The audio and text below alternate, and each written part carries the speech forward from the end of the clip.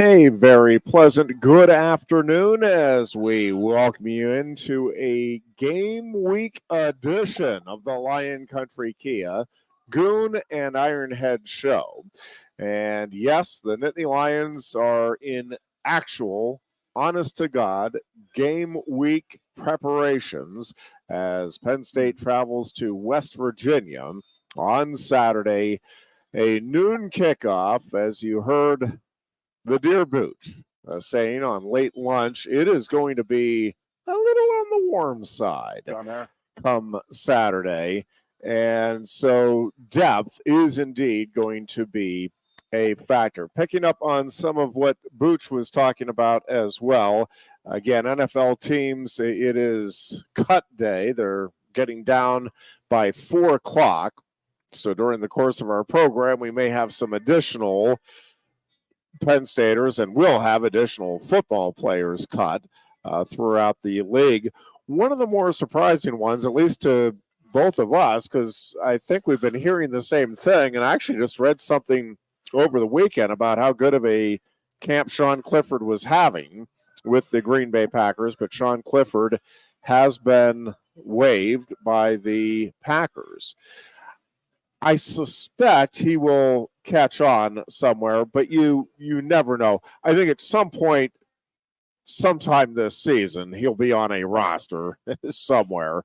There's just too much of a need for quarterbacks in the league. But that one caught me, at least, a little off guard. I was reading what you were reading, and they were saying that Sean was having a great camp. He was doing a great job. And I think that Sean is understanding of his role in that team, and that is he's not going to be the starter. I don't think he ever, he can sit there and say, I want to be the starter. Right. But it is what it is. I mean, he can have a hell of a career as a lifetime backup. Just got to know the position, know what's going on. I did see that the NFL Players Association shot down something about the third string quarterback. So it just seems to me that the Packers is going to go with the double quarterback, and at worst, I would think that Sean would be kept on as a practice squad player. Yeah. I mean, having known the system. But with that being said, the good part of being a practice squad player is that any team can pick you up at any time. But if they do pick you up, you must be put on the active roster that week. So Sean will be, like I said, at worst, he's going to be on the Packers practice squad, I would think, but don't quote me. Well, and if not there somewhere, I would also have him as a backup. Be stunned if at the very least he wasn't on a practice squad somewhere by next week. We got Kenny Pickett out there with the Birds right now. I mean, are they secure with him? I mean, everything I'm hearing is that people aren't happy with Kenny down with Pickett down in Philadelphia and stuff like that. But then, I mean, what are we hearing? Are we just typical media just driving you a certain way, writing certain ways, and manipulating everything? Imagine that. Hard to know. Oh, yeah. For sure. Yeah, but second year he would have been in. It's probably a tough cut for him, to be honest with you. I'm not going to lie. I mean, I think that he felt that he had done his job as well as he could have. And I guess that they had just traded for Malik Willis, so I think that the Pack's going to go a different route on their backup quarterback. But a guy like Sean Clifford's going to be in the league for the next 12 years. So I'm not really worried about Sean Clifford and his, future in the NFL. I mean, it may not be as a starter, but it will be in the NFL somewhere. And that's pretty good money. I think that's going to be the case as well. Again, teams are getting down to the roster limits by 4 o'clock this afternoon, so we'll try to keep tabs on that a bit throughout the course of our show this afternoon. Again, Penn State, West Virginia, Saturday at noon. And West Virginia is definitely fired up to have this game, to get the Nittany Lions in their place. There is obviously going to be all kinds of hype down there. Pat McAfee and the whole the whole group coming in. It'll be the big noon kickoff on Fox. But game day's there? Hold on. I do think it's game day there? No, big noon on Fox. Okay. Fox has this. Got you. That's why it's the noon kickoff.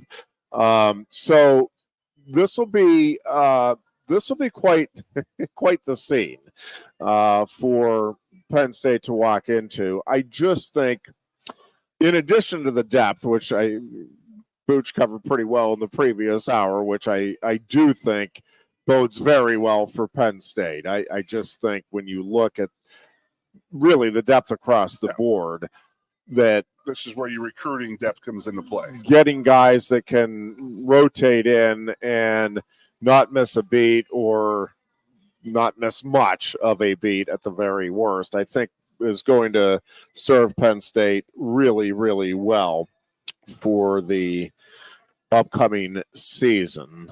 And just see if that might be a little better. Jared Booch also having to engineer our show from a distance. All right, I think talk once. Hello. All right, How I are you think doing? we're both there. I can't believe that the Mountaineers are still going to wear their coal-inspired uniforms on Saturday. I mean, we're talking about a weather game, and that is always the issue with an early game. And they're going to have black helmet, black uniforms, tops and bottoms, black socks, shoes, everything. That's going to be pretty hot for those guys out there. Yep. Once again, you're listening to the Lion Country Kia Goon and Ironhead show. We are here at Quaker Steak and Lube getting ready for Penn State, West Virginia. Of course, the college season got underway on Saturday, and lo and behold, we kick off the season with an upset over in Dublin, Ireland. As, boy, I'll tell you, Georgia Tech, not necessarily surprised that they could run the ball as effectively as they did.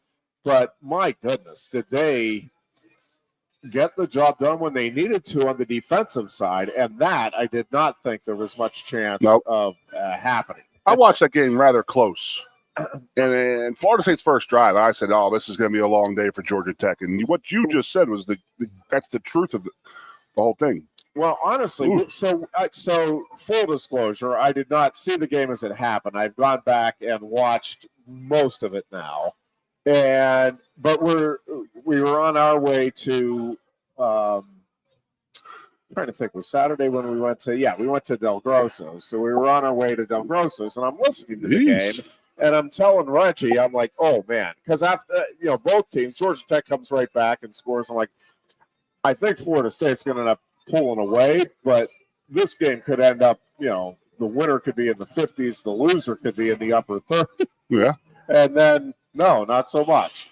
It was just not the game I was expecting, especially after those first two series. Yep. But hats off to Georgia Tech, and we'll wait and see. Again, way too early to make any grand proclamations, but I do wonder, Goon. I have something to tell you. If this is foreboding or not about what is going to happen with some of these rosters in college football that have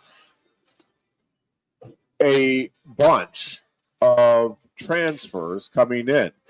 Florida State, I did watch a good bit of the pregame stuff.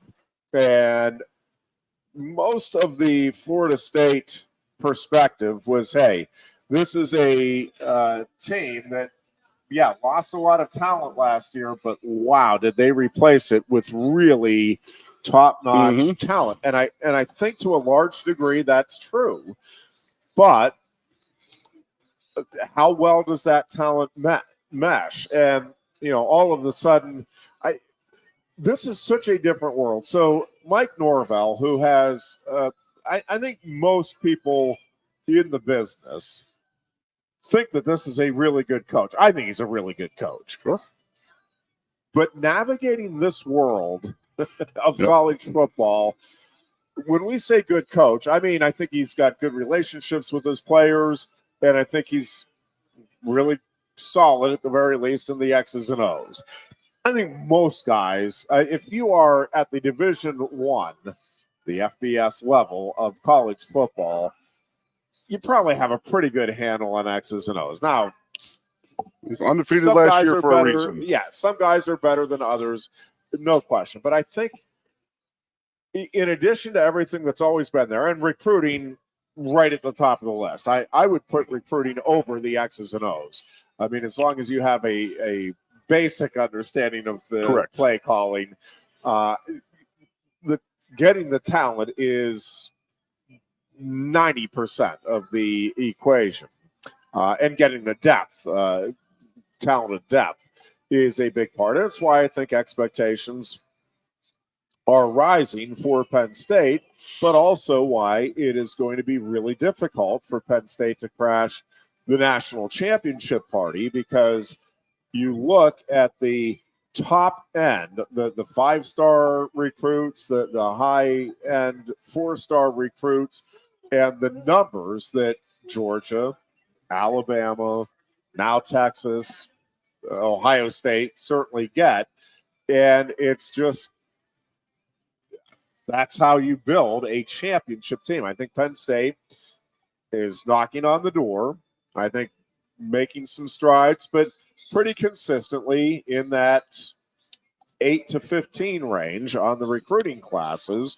And lo and behold, there's Penn State finishing anywhere from 6th to 12th in the. So I think you could argue they're actually doing a little better job even of developing the talent once it gets here, depending on how much validity you put into the recruiting rankings and all of that. But I am really interested to see over the course of this season. And again, this is one game. Maybe we look back at the end of the season and no, man, Florida State after that caught fire. Ohio State, everything gelled. Correct. I'm not saying that this is, now we know how this is going to break. I think it is worth really keeping an eye on throughout the course of the season. Almost every team has some transfer talent. You have to be involved in that game, I think, to be competitive. Correct. In this world of college football. But it's kind of how you manage that, and how much do you disrupt your team? How much do you go after just talent and not focus on culture? Now, from everything I've read and I'm following and watching the Big Ten Network, I do think Ryan Day has done a really good job, and the proof will be in the pudding, and we'll see how it plays out this season. But I do think Ryan Day has done a really good job of trying to combine the two, that this is the standard in terms of what we expect in the locker room, in the classroom, across the board. Mm-hmm. And yeah, we want to have as talented of a team as we can. I don't think there is a program under more pressure than Ryan Day and Ohio State, which is crazy. They threw up the stat, and now I forget if it was ESPN or the Big Ten Network, that he has the best winning percentage in college football since he took over at Ohio State. Better than Nick Saban, better than Kirby Smart. But I mean, he had the best winning percentage. And yet, I would argue that in terms of the big-time programs, he is under as much pressure as anybody. Now, I don't think if Ohio State doesn't win the title, he's out.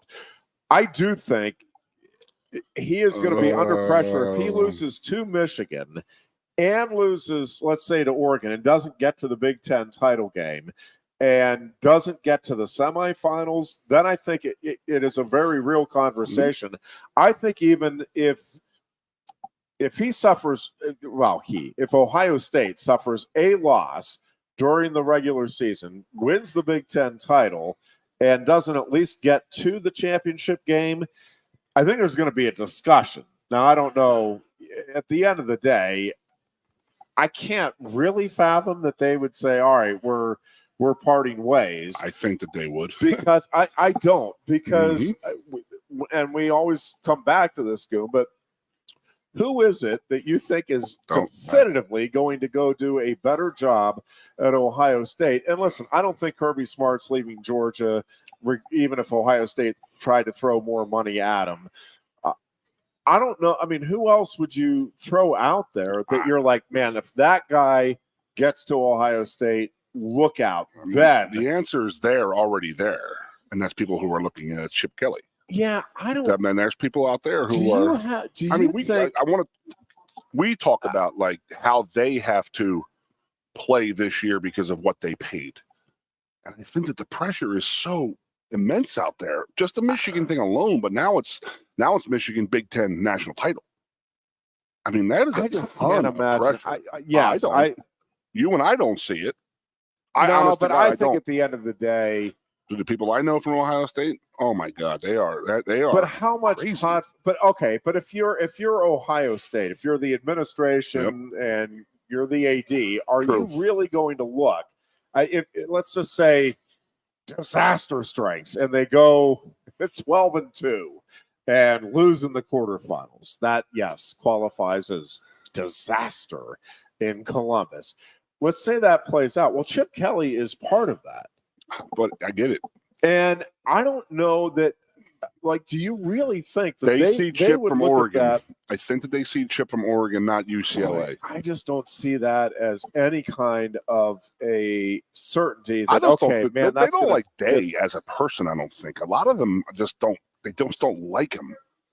I don't know. Chip Kelly, I mean, from a likability standpoint. I'm with you, and you know that. I mean, I do, like, I certainly don't like Ohio State, but I don't know how you can't respect Ryan Day. And you also have Chip Kelly has ruffled a lot of feathers over the years. Like, that to me would be a huge roll of the dice. Especially, I mean, Kelly over Day to me, with the track record, the overall track record that we now have with both. Yep. I got two other names for you. I don't know. Yeah. They were the two defensive ends, the 94, 95, and 96 team. Yeah. And that's Vrabel and Finkus. Yep. They're both successful coaches. I think that Vrabel is actually with the Cleveland Browns right now, right? As a helper out or this and that. You know, he still collected his paycheck from the Titans. So I think that they would look into him, look at that type of thing. But do not let me forget, I have a point for the Florida State game that I wanted to make earlier. Just real quickly. So, and you may be, I mean, I'm not saying that there's no chance of this, but with either of the, so Mike Vrabel, who I think is also a terrific coach, one is, and actually it would be the same thing with Luke Fickell. Do you think either of those guys really, and maybe they do, maybe with it would be draw back to Ohio State and all of that. Oh, yeah. The headaches that are involved in college athletics now, Vrabel in particular, Fickell maybe, I could see maybe a little more, but I'm with you on Vrabel. You do understand why Luke Fickell's not the head coach there now, right? So you're going to tell me you're going to take the guy who has won more consistently than anybody else, and nope, by God, now we know that Luke Fickell. I just don't see either of those guys as being. I'm not saying either couldn't be successful. I don't see either as being a surefire man. We get either of those in here, and look out. Ohio State is going to go on a run like Alabama had, and probably 2 or 3 of the next 5 national titles are Ohio State's. Like, I just don't see anybody out there, to me, that you're like, yeah, but that guy would definitely be better than Ryan Day. Yep. Not saying it couldn't happen, but that's a pretty big gamble with the money that you're going to have to pay out. Well, they paid $34 million, I believe, for this year's team type of thing with the recruiting and the transfer portal and all this and all that. So there in itself is where they're going to get mad with Ryan Day, and that is you're not 12-0. You have said it how many times? That's the two teams I'm watching right now.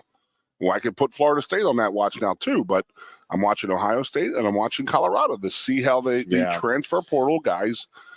Now these guys are paid mercenaries. They're paid football players now. They're no longer students of Ohio State, in my opinion. So, the guys at Florida State that transferred, and you think that they care, and then they have a loss.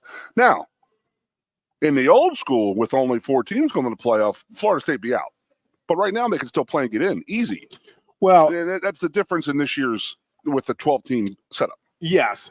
And so along those lines, one of the things that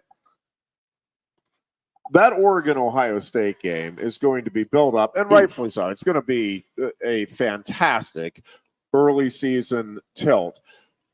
The actual impact or meaning of that game to the overall success of this season is as close to zilch as you could possibly We're not have, there yet as fans. because neither of those teams are going to be eliminated from any kind of consideration, even if one of them gets crushed. And I will be very surprised if either gets blown out in that game. But even if that happens, with the way the schedules play out and the fact that they're in the Big Ten and now we have the 12-team playoff and all of it, I mean, really, it's a meaningless game in terms of, this is a blow to the season. And for as great as it's going to feel in the moment, a victory there at the end of the day, not nearly as important as wins in the Big Ten championship, or obviously then once you roll around to the playoffs. And, I strongly suspect anyway that both of those teams, regardless of the outcome in that game, are going to be two of the 12 teams in the playoffs. Everybody who was a college football fan still has that, oh, God, they lost that game. They're not. You have to realize you can have 2 losses now and still get in that playoff. Well, and I think that Florida there's going to be State, 2 teams that are 2 lost teams are going to be in that 12-team playoff. Florida State in particular, I think, is in a great position because now they have to. Well, they're going to run the table. Yep. Yes, they've got to go on a run here, but opening week, and we got to see how Georgia Tech plays out. I think Georgia Tech's going to end up being a good team. I am really curious to see, because we have this happen, I feel like, almost every year, where you get an early season upset and coaches and analysts and me are like, oh man, that team, look out. And then you get to the end of the year and it's like, well, that team was like 6-6, 7-5. They were, we thought they were before the season. They just caught fire in that one game. What I don't know is whether Florida State's offense is just going to take some time to gel, or just had an off day, or if Georgia Tech really made that type of improvement on that side of the ball. Truthfully, Florida State did a reasonable job. I know some of the stats would not back that up from Florida State's perspective, but I mean, that Georgia Tech offense last year, and they have basically everybody back from last year's offense. I mean, that is a potent offense. It is a really good offense. Giving up the 24 points is not, to me, any kind of an indictment on the Seminoles defense. But I really thought going into that game, Florida State would win comfortably. That's what in part because they'd at least get into the 40s. Here's the point I want to make. Scoring. Yep, go ahead. I wanted to say it last week, and I don't know if I did. I don't think we had time to get into it. And I said, I think I did say it. And I said 1995. We're coming off the 94 undefeated team. We're sitting there. We have 7 returning offensive starters. The whole offense line, except for our center, is back. We are loaded. So everybody, they go into that first game. We played Texas Tech in 1995 with Zach Thomas. So I definitely did not talk about it, but I was definitely thinking about it. And I just remember going into that game saying, we got to prove everybody right that screwed us last year. For everybody wrong who screwed us last year. And I was sitting here listening to you last week, and I'm sitting there saying, Florida State has this anvil on their shoulder about being disrespected and not getting into that playoff last year. And I said, they're probably just going out there and saying, we're going to win by 50 points. We're going to kill this team. We're just going to do business as usual, just like last year, continue on. We needed a last-second field goal by Brett Conway, and we were 20-point favorites over Texas Tech. And I just remember sitting there thinking, wow, like, oh my God, we're going to lose this freaking game. I can't believe we're going to lose this game. And it was all about, we were so preoccupied with why didn't we go to the title last year? Why weren't we invited last year? Now, the whole thing, the whole season, leave no doubt. We got to beat her by 30. We're just going to kill everybody. And when it doesn't happen, and Texas Tech sat there and smacked us in the teeth a little bit, and we were like, whoa, okay, these guys are for real. That's exactly what I saw Florida State, and that's exactly what I thought Florida State was going to happen to them going into that game. And the worst thing that happened to Florida State was them marching down the field on that opening drive and just dropping 8 points because they ran a fake extra point to go up 8-0. And I was like, oh, this is going to be a blowout. I mean, Ironhead was right. I can't believe he predicted the blowout. But that's how I was sitting there thinking. And I'm like, wow, oh, God. But, I mean, I was thinking going into that game, I said, if Georgia Tech can just withstand, because Florida State is going to, they're going to try to win the game and win it by 100 points, and that's not the mindset you have. You got to go out there and win this game, and that's what I thought was going on out there on Saturday. And the quarterback, third team, same result that he had been having for the last 3 teams. So I mean, want to say his name, Udugimagaga, whatever. Clemson, Oregon State. Now he's at Florida State, and then Florida State was just sitting there like they were just going to pick up like it was like last year, like nothing. No one's going to screw us this year. We're going to leave no doubt. I just had feelings of our 1995 team, and it is what it is. They'll get through it, but the difference now is that Florida State, they can still win the ACC and go to the playoff. Georgia Tech is good. I was very impressed by Georgia Tech. Georgia Tech was very. I saw the post game. I know you said you didn't see it, but dude, the coach is an offensive lineman from Georgia Tech, Brett Key. The kids were just running up to him and hugging and loving him, and I'm like, dude, they love this guy. Yeah, they really, really, really love this guy, and he loves those kids. So I'm going to say Georgia Tech might be a factor this year somewhere, more so than that game. I do think So we have kind of, obviously, in Big Ten country, focused on the Big Ten. Yep. And there's always a lot of focus on the SEC. I do think the ACC is going to be one of the more intriguing watches this season. And I thought that going into the year, but more so now, after that result. Yep. Because I think there are several teams that feel like they could be surprises in this season and make a run at the playoffs. I think when you look at Virginia Tech and Brett Pry, that is a veteran team, like a really good team in terms of guys that have been around, know what they're expected to do, know the program, know what the game plan is. I think that's a team that could be a real surprise. Georgia Tech, I thought was going to be a really good offensive team. I did not think that was a team that would be able to stop many people. Now, we have a very small sample size, but that is a really athletic Florida State offense. They were playing, man. That Georgia Tech, I won't say shut down, but boy, they did a very effective job against. I'll go with the Colin Cowherd, Fox's guy.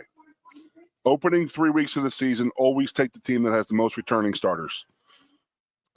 So I'm watching games throughout the day. I see New Mexico is playing Montana State. Yep.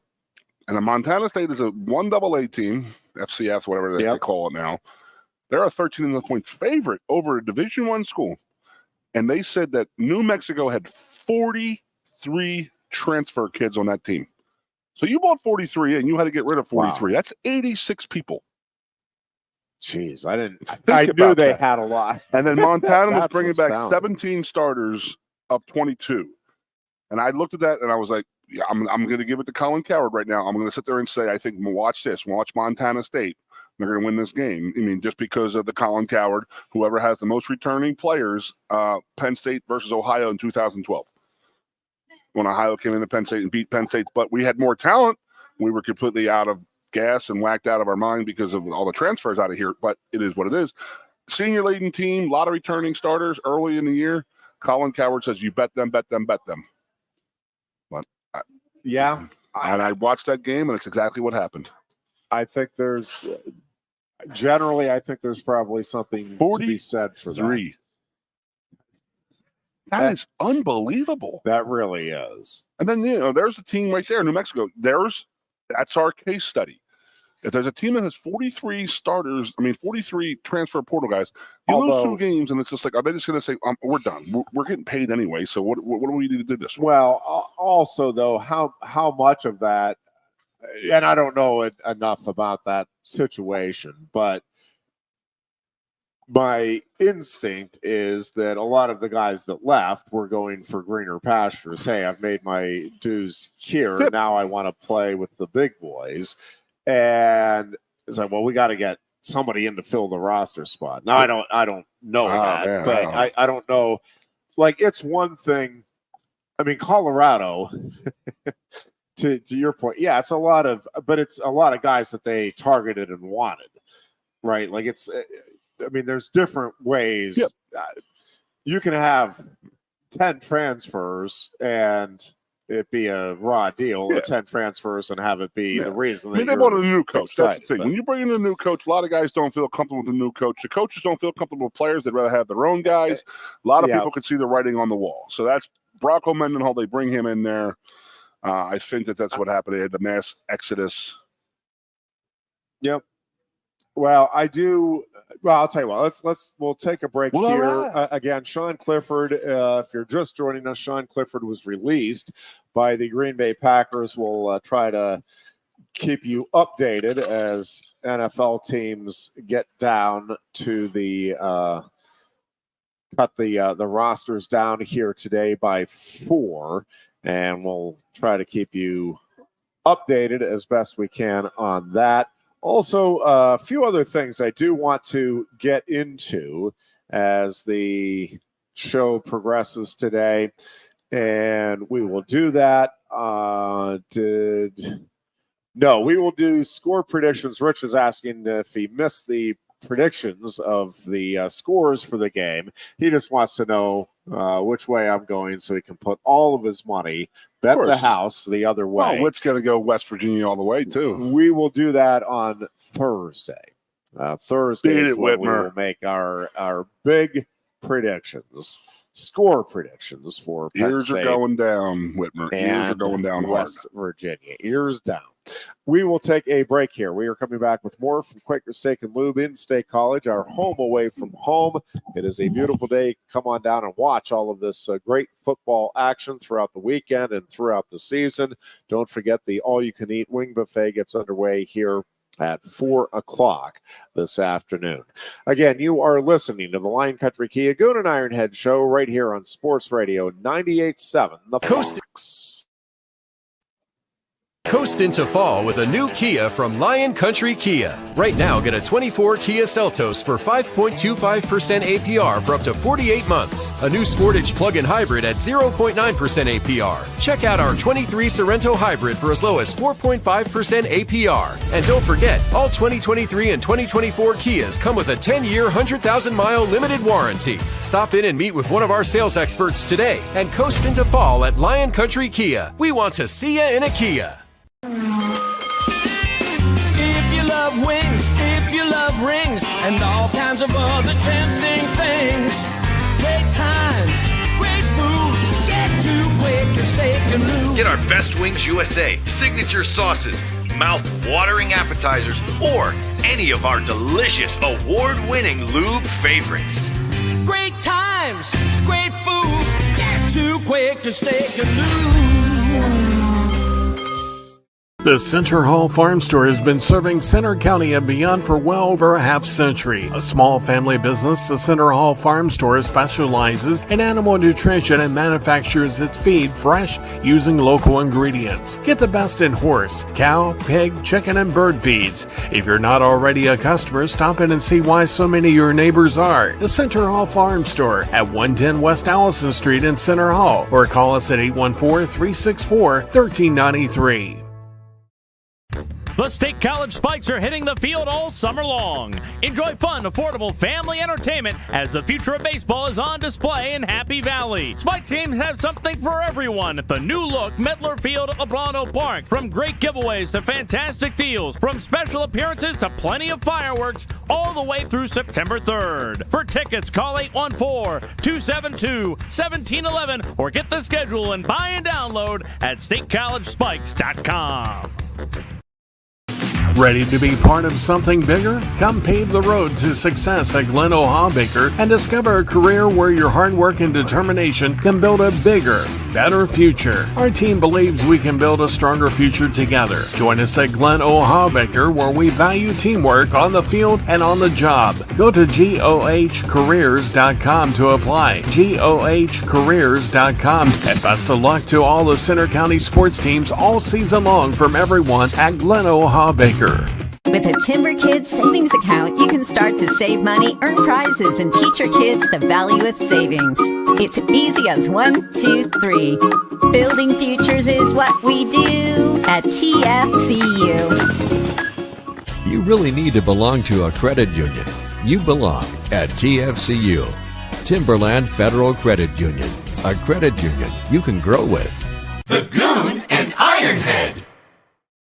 We welcome you back in here on a Tuesday afternoon, getting ready for Penn State and West Virginia on Saturday, a noon kickoff in what is going to be a very hot Morgantown, and the Nittany Lions looking to get off to a good start. West Virginia looking to pull an upset that could really set the stage for big things to come for the Mountaineers. I do think there is some danger to this game. Again, I don't think it's necessarily a walkover. I just think there's a lot of things pointing in Penn State's favor in this one.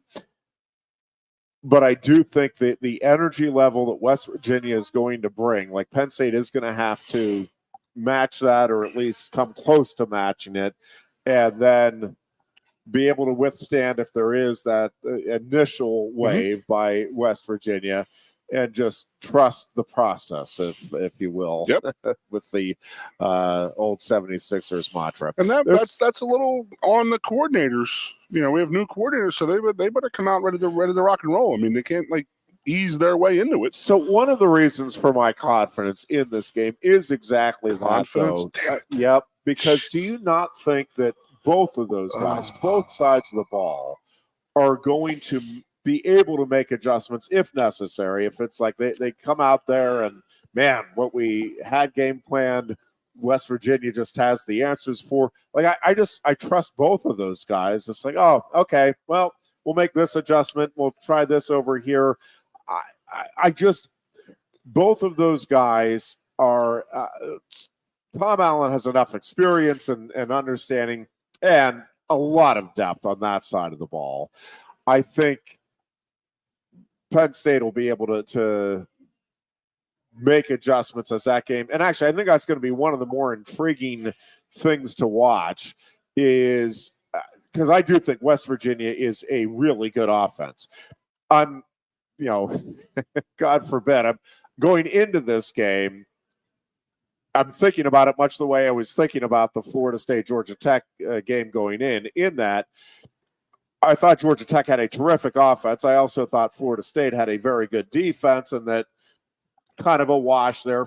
Georgia Tech would score its points, but Florida State would make some plays here or there, get a couple of stops, and eventually the Florida State offense would be able to take control against that Florida State defense.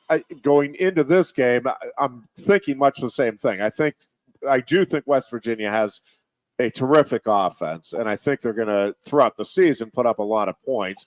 I think they'll give Penn State some problems. I do think over the course of 4 quarters, Penn State's going to make some plays, make some stops, get a turnover or two, and I think over 4 quarters, the Penn State offense makes more than enough plays against a defense that I think is suspect for West Virginia to be able to come out on top.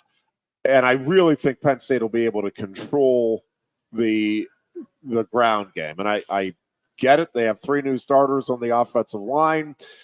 So instinctively, maybe that doesn't feel like that's the way that'll play out.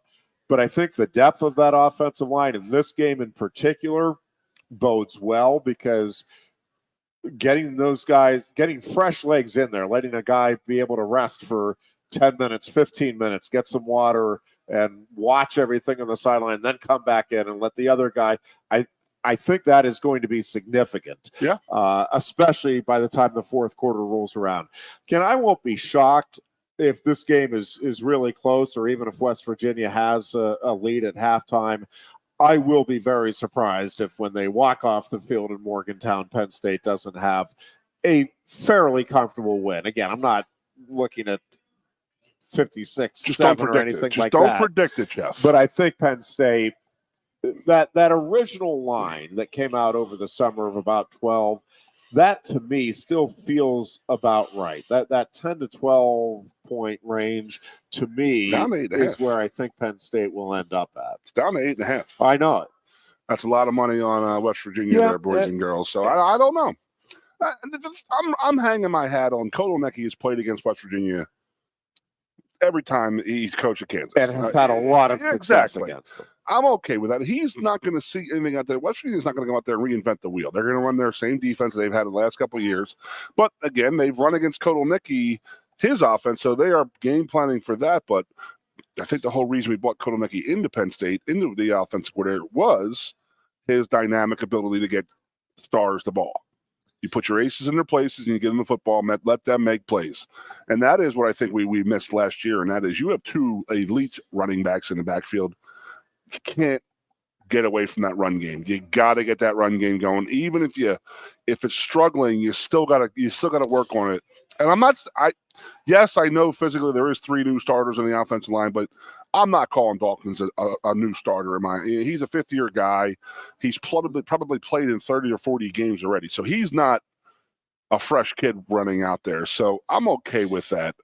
I'm okay with our offense, but in this defense, it is Allen. He is new. They are used to Manny Diaz, but I'm interested to see what's going on. But we talked about it last week. And some people are worried about our linebacker play, but I'm like, yeah, but if you have the ability to take your best linebacker, a.k.a. Abdul Carter, and move in the defensive line, you must have felt that someone was good enough to take his spot. And I think that's secretly what's going on out there. I think we're going to be all right. Well, everything we're hearing about Rojas is that he now is looking like the guy, which, again, is what you would think.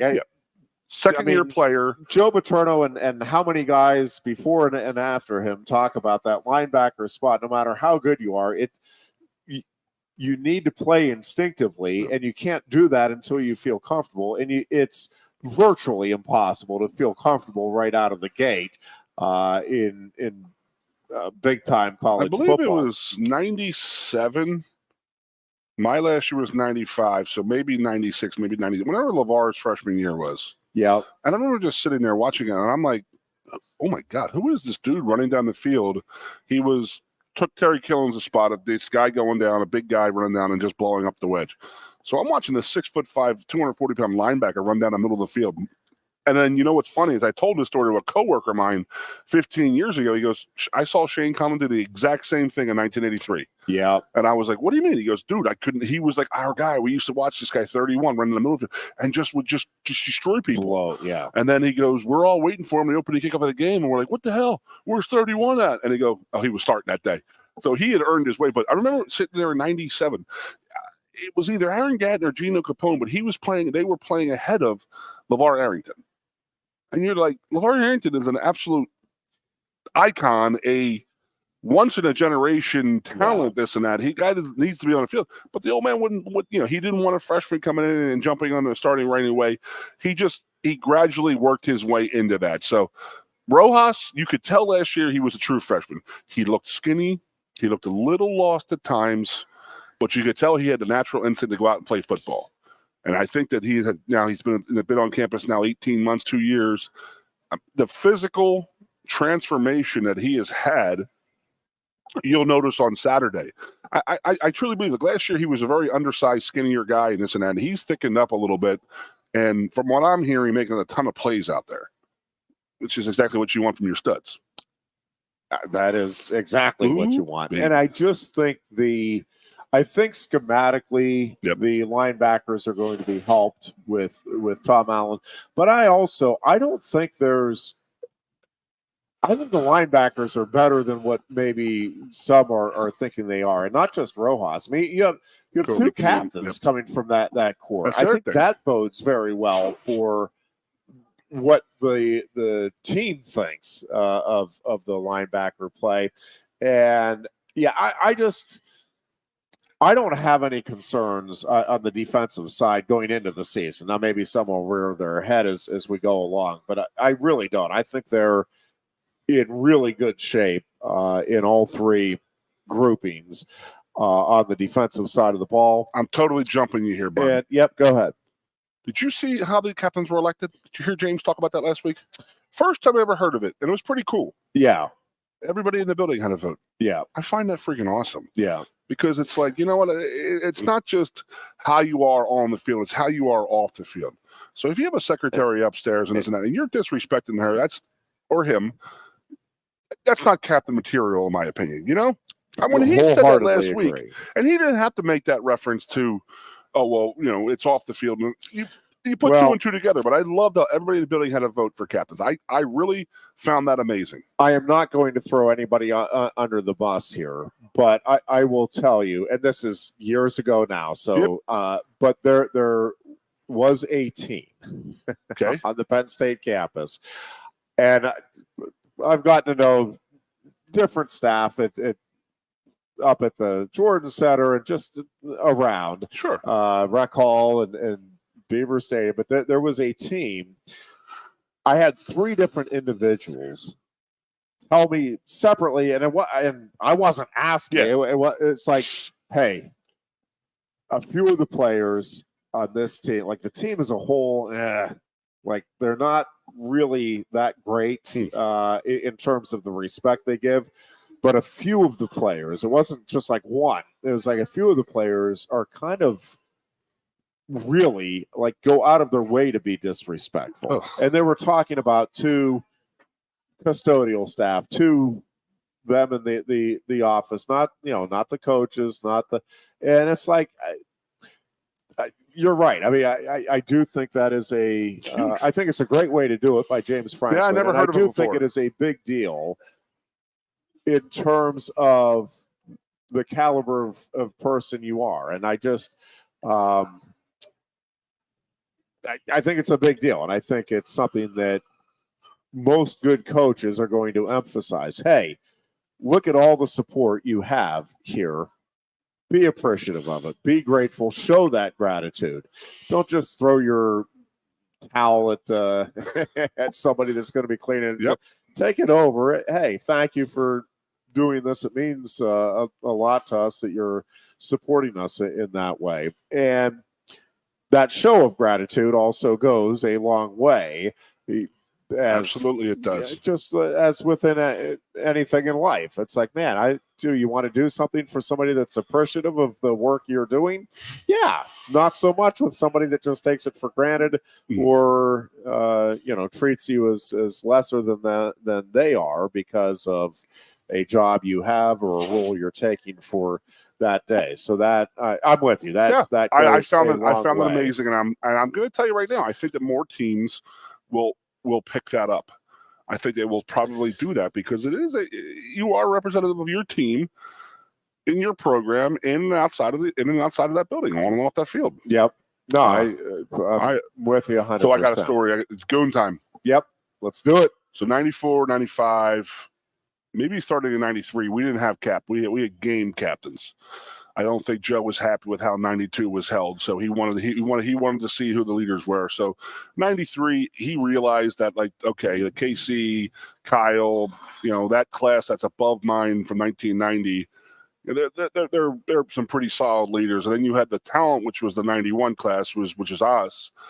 So we had team captains because I don't think Joe ever really wanted to have an underage captain type of thing. So I tried to get this thing set up, Jeff. We would be at the bowl game and we would vote for captains. And you 99% of the time knew who it was going to be. You know, you were going to vote for, Bucky, Kerry. They were our leaders, John was just a junior, so he wouldn't have gotten many votes type of thing. But it was always also well known that Joe was going to say who the captains were no matter your vote or not. That's just how the old man was. So I tried to get something going where we would all vote for Scott Paterno.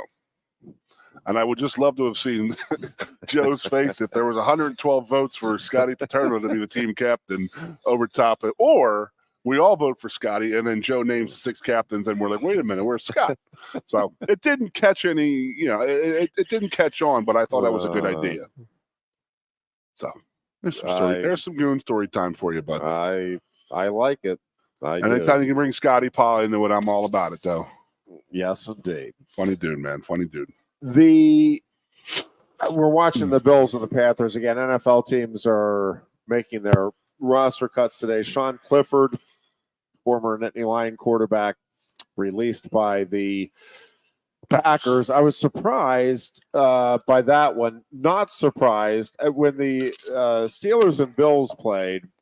I was watching, looking at a lot of the Buffalo media after the game, and they're like, "Listen, Daquan Hardy is going to cost KJ Hamler a spot on this roster because Hardy can do everything more, and at least as well as what." And it's like, and at the end of the day, it's going to cost them less. And sure enough, Hamler is released today, and I don't think there's any question it's because of the play of Daquan Hardy here in the preseason. And obviously, I mean, it's a business at this level.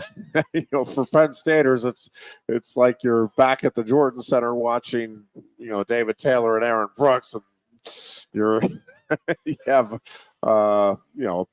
love and appreciation for both of them, but one of them obviously is going to win, one of them is going to lose, and it just Sophie's choice. Felt like Hardy was going to be the guy there over Hamler, and sure enough, and then that is how that turned out. Allen Robinson was released, right? Yes. I mean, he's 10 years in now, I think. Yeah, 10 years.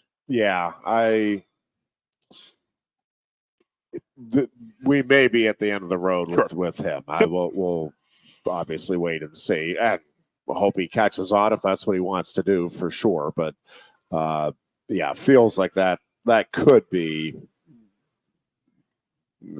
We're getting close to the last hurrah if we haven't already seen it.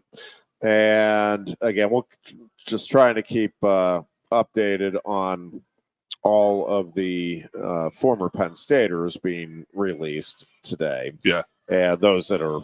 Is there a number, Jeff? Do we know how many guys were in camp? Do we know that or no? There is a number, and I should know that, and I will look it up. I should know that number too, then, Jeffrey. The other thing I wanted to touch on regarding the Scott Geesey and I host a show, Let's Talk, in the mornings, weekday mornings, 8 to 10, right here on Sports Radio 98.7 The Fox. And we were talking a little bit about the preseason rankings. And I know there's a lot of people that you shouldn't have them. I don't think, especially nowadays, I don't think it does any harm. People are going to, whether you not want to attach any validity to them is one thing. But I have no problem with it. And I don't have any problem with the fact that, because now people are, Florida State was overrated. Well, we don't know that. We're one game in.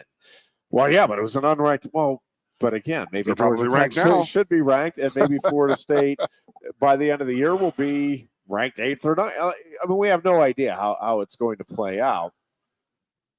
But the fact that a team that is highly ranked loses early, again, the rankings, whenever you have upsets in the playoffs, right? Well, the 4 seed beat the 1 seed. Well, they didn't get the seedings wrong, just that team played better on that given day. The seeds are obviously based on how teams perform throughout the season. So, I mean, upsets are part of sports. The fact that there is an upset early in the season doesn't mean that the rankings were wrong. the rankings are just, again, people's opinions, one. But even if you had some sort of definitive, yep, this team is one, and well, the best teams and the best players in any sport lose from time to time. It happens. It's kind of the way it works.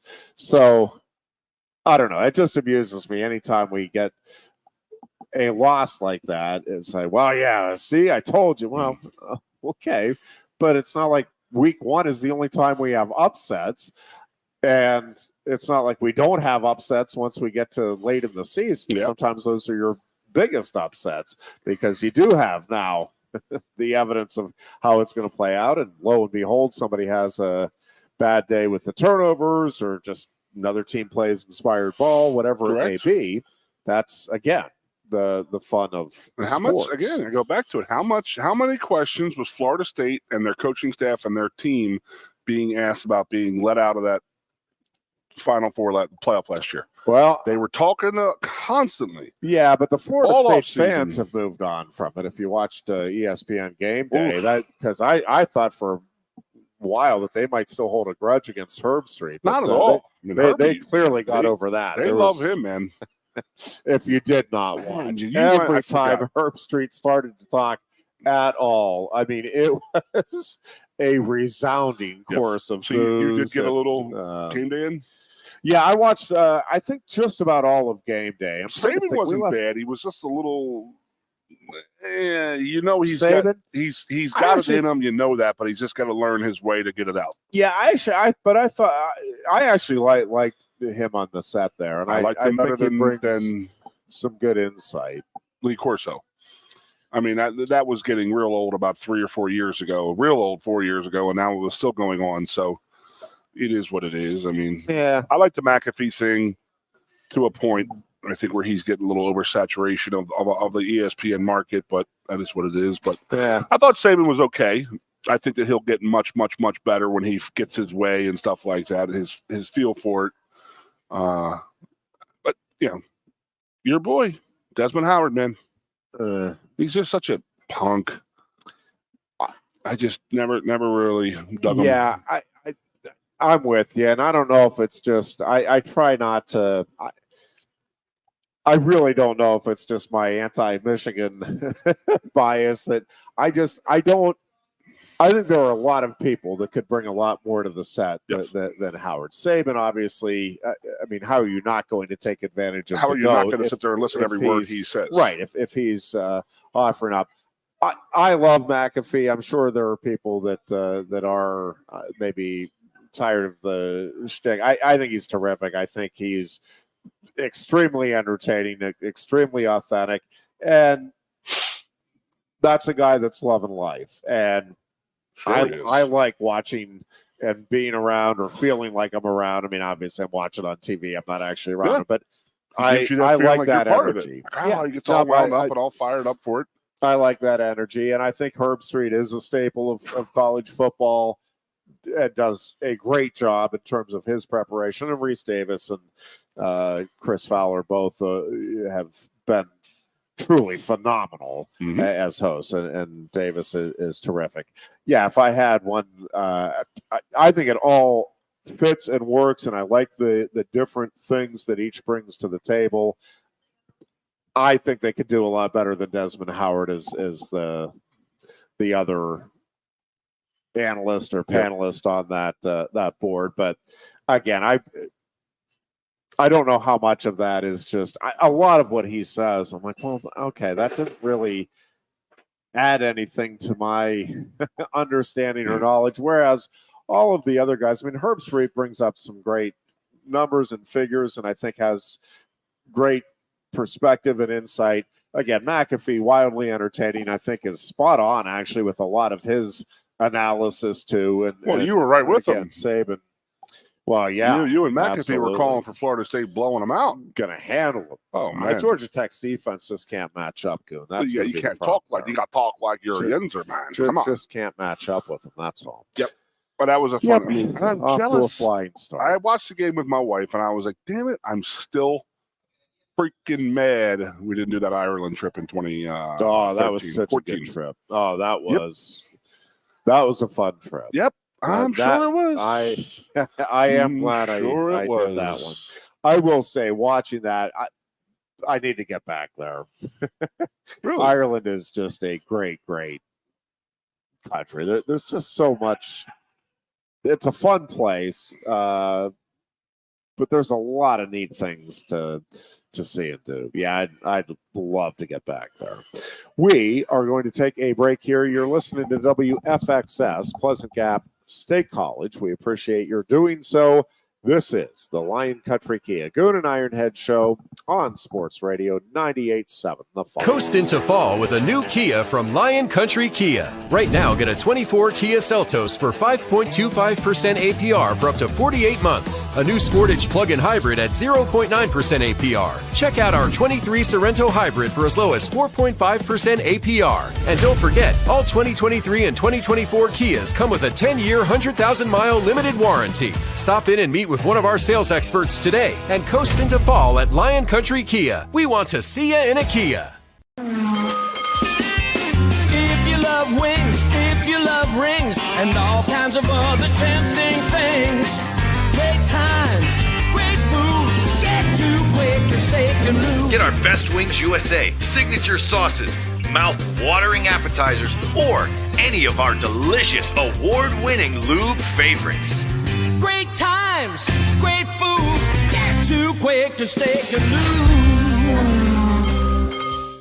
The Center Hall Farm Store has been serving Center County and beyond for well over a half-century. A small family business, the Center Hall Farm Store specializes in animal nutrition and manufactures its feed fresh using local ingredients. Get the best in horse, cow, pig, chicken, and bird feeds. If you're not already a customer, stop in and see why so many of your neighbors are. The Center Hall Farm Store at 110 West Allison Street in Center Hall, or call us at 814-364-1393.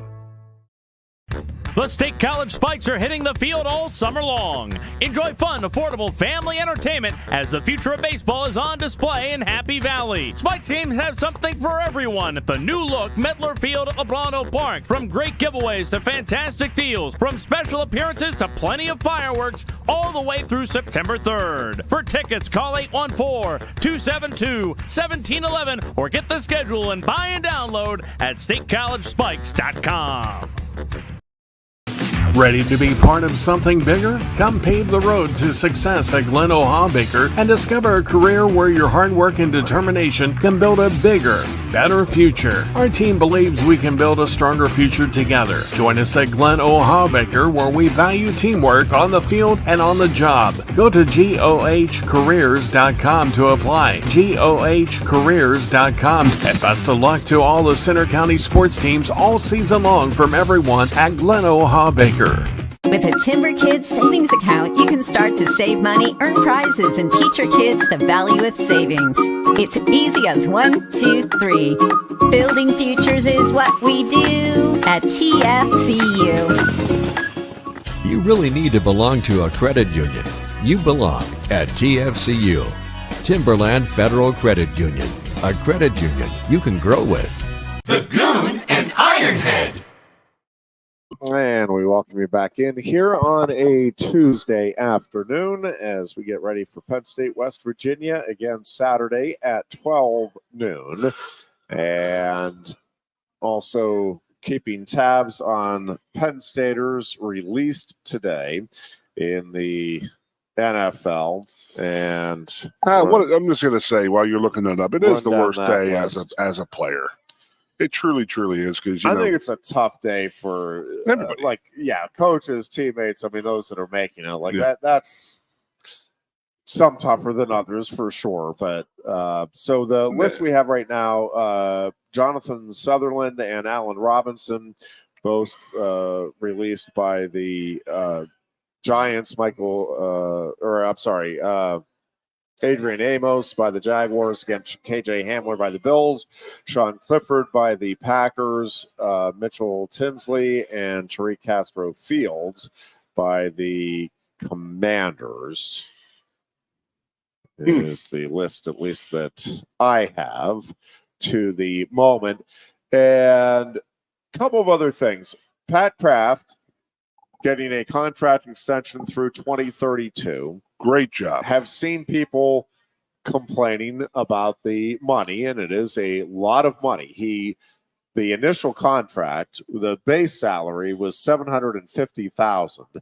This contract is $2.26. Now they did and that's base. There's incentives that could get it up over an average of well over $2.5 million a year.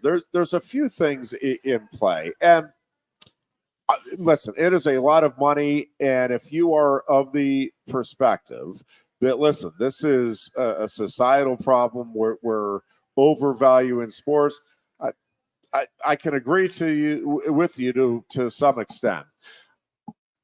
That being said, the money that college athletics is bringing in, not just to the athletic department, certainly to the athletic department, and we can argue, debate, whatever you want on whether this should be the way it is. That's fine. I'm telling you the way it actually is. I don't know what the percentage is. There have been surveys done over the years, but it is a substantial percentage. Again, you could argue, well, this is a sad state of affairs. This is the undoing of our society. You may have an argument. There is a substantial portion of the students who are coming to Penn State in large part because I want to be part of Penn State football. I want to be part of that experience. And yeah, while I'm here, I'm going to get an education. Why not? Yep. But it draws students in. It does. It draws fans. It draws fans, which television. Draws, money in for the university, the town, the program, all of it. The money that is involved, again, on the surface, you look at that contract and say, my gosh, that's a mind-boggling amount of money. The amount of money that and I'm not telling you Pat Kraft is solely bringing in that money, but he is orchestrating. He is in charge of an athletic department, of the coaches, all of the staff, of making sure that all of this runs to in such a way that it continues to generate. And I think, and in talking to coaches and other folks involved in athletics at Penn State, Pat Kraft has been extremely proactive in figuring out more ways, new ways, better ways to get revenue streams in for the student athletes, for the programs, for the facilities. They just had their third gift of at least $10 million for the stadium. Well, those gifts, it's not somebody just sitting at home twiddling their thumbs. It's, let's do this. What should I do with my money today? You know what? I heard Penn State's doing something with the stadium. Like, there is a lot of work that goes into that. Creating the relationships, showing the value, understanding the importance of what they're doing to everything we're talking about. I think I would argue that Pat Kraft is probably underpaid at the $2.25 million plus. We talk about it all the time. We would not want that job a year. Whew. Because yes, so not only it's one thing to do the job, and that in and of itself is important. It's another to, I think, have everybody, and it's probably overstating it. I'm sure there are some people that are not on board that within any major giant organization are going to have some disgruntled people. The overwhelming majority of folks, I am telling you, that are in athletics right now are jazzed about the way Pat Kraft goes about his business, about the way he relates to them and the opportunities he is creating for them. Now, again, not everybody is going to be thrilled with the end results. I think just as we've talked about over the years, sometimes you have people that they want to hear what they want to hear. And count me as somebody, I'd rather you just tell me the truth. Hey, you're not good enough. This isn't going to work. We don't have the money for this. You're going to have to figure it out if you want. I think I'm sure there have been some very tough conversations that Pat Kraft is having with various coaches and various teams, but I also think he is very proactive in, hey, the way we've been doing it isn't going to work, but can we help you out? Can we figure out a way to make this better for you down the road, even if it's not the direct stream? James Franklin spent a good chunk of yesterday when asked about the ways that the football program has improved under Franklin since he's been here. And I thought, to James's credit, he really did not answer it from the standpoint of, oh, this is what I've done to make the program better, which is, I think, what was kind of intended with the question. But James spent a lot of time talking about Pat Kraft and the way he has helped the program. He talked about the training table and being able to have that within the facility and what a change that is and the importance of that change.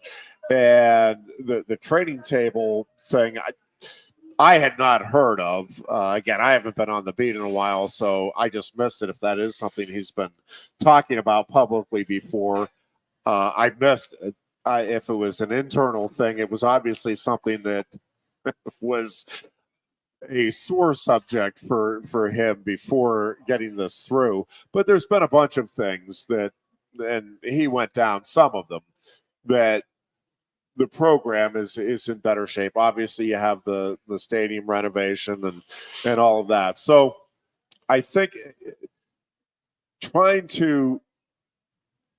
having a leader that people feel good about within the department and is getting the results that he is right now, to me, you do want to lock that guy up long term.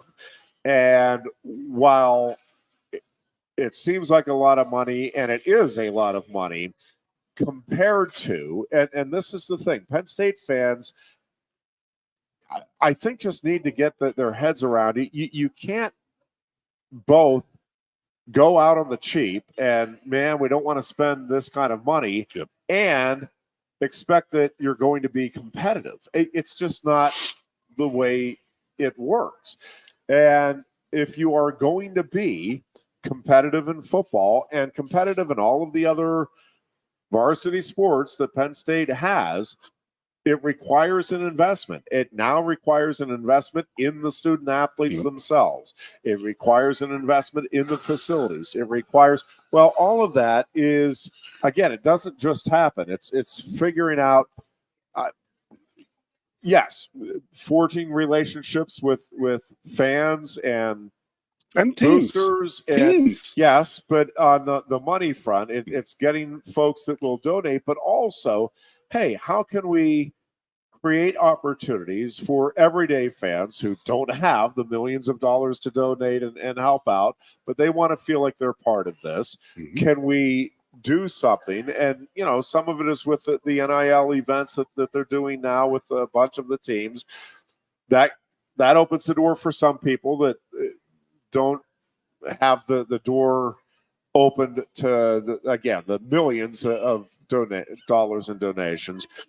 But also, I think they are really actively figuring out ways that they can engage with the everyday fan who, even with some of the NIL things, it's like, well, yeah, that's not within my realistic price range. Well, can we do some things that, again, where you can pay, but you feel like you're getting you are getting an experience in return, and make this work for everybody? And I think that's really challenging to do in this period of athletics. And you're fighting for dollars with professional sports, with all of the other entertainment options that are out there. And having somebody that can navigate that, and then, yes, have the relationships with the coaches, the teams, the players, the rest of the staff, and be able to have everybody pulling in the same direction, understand what the objectives are, understand what the goals are, understand what the expectations are. I think that's a big deal, and I think it's really hard to get what I think is right now established. It has been a long time since I've heard from as many different people in as many different capacities on campus, in the athletic department, all feeling good to varying degrees, but they're feeling good about the overall direction. That, yeah, man, this, I think we have the right coach with this program. I think we're doing some really neat things to develop opportunities for the student athletes in this program. I think that this coach could be the next great one in this sport because of some of the things that are being done. And again, it's not easy. It is a big money business, and there are a lot of pressures. And it is changing, Jeffrey, as you well know. Me and you talk about this for 5 years now. The amount of change that has gone on at the high Division I level is just out of control. Just look at what Pat, since he's taken over Penn State, what it's taken over here. We have the NIL coming in here, which was complete Wild West. No one had any control over it, nothing whatsoever. The Michigan cheating scandal, that was amongst every team in the league and stuff like that. I know Pat, I'm sure he was involved in that. And then bringing in 4 new teams from the West Coast. And then just doing all that and think about all that and everything that's going to change, and then have your teams be competitive in all the sports that they are, because we are competitive in almost every sport that we play in. We're not just throwing it out there and saying, "Oh, we have a team in the Division I." No, we're going out there to compete for titles. I think even more starts so up top now with him. Yeah, I'm telling you, he gets that feel. I'm sorry, you put him on a field hockey sideline, he has an energy about him. Those field hockey girls are going to see that, and they're going to thrive off of it. Men's lacrosse is going to see the offensive, the AD out there. I don't have to tell you. You watch wrestling, you see him behind Kale. I'm waiting for him to put Kale on a sleeper hold. That's how active Pat is out there, and how much the Penn State athletics and how much Penn State sports mean to him. But what he has had to go through these last 3 or 4 years that he's been here, we say it almost every show. I would not want his job. 2.5, if that's what we're going to average out when he maxes out, when he has a successful year and gets these bonuses, God bless. Good for you. You earned every penny, my man. Yeah, and I think Patrick raises a couple of good questions that I think it's worth delving into, and I don't think he's the only one asking them. One is, do you think he would have left if he didn't get a raise? He being Pat Kraft. It's a great question.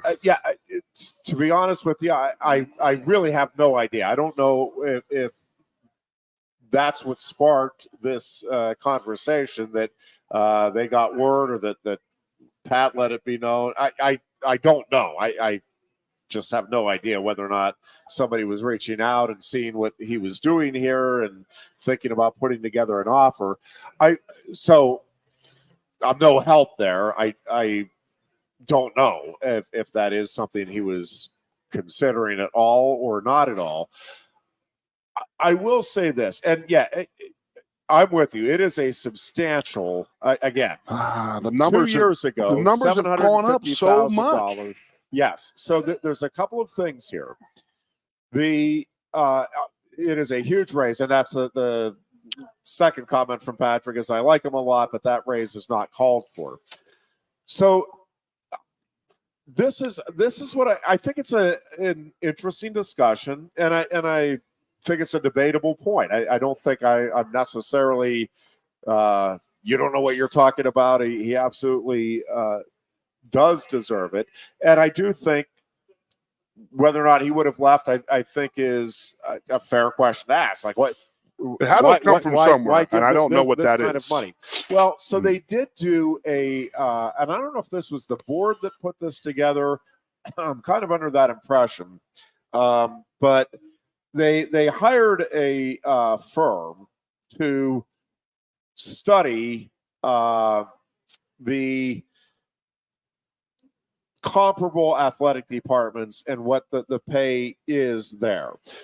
So while I understand what you're saying, Patrick, and to some degree, I agree with you, I think, with what you're trying to say.